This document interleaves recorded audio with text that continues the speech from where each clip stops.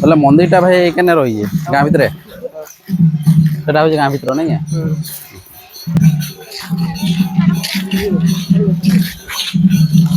खरा दिन लगी प्राय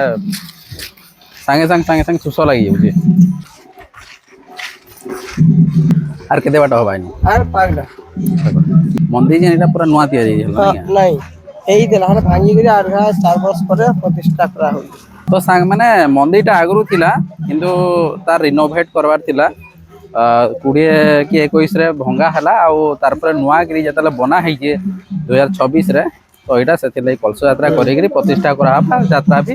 धूमधाम से हबा सांग माने हमें वर्तमान मंदिर के बोले आसी आपन को देखाउ जे बहुत सुंदर हिसाब रे मंदिरटा बना है जे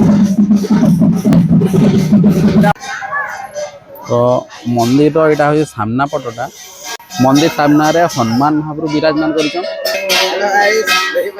भाई मान को देखिए मत बहुत खुशी लगा यंग पिला माने भी भक्तिर कार्यक्रम रे भी शामिल होइछन माने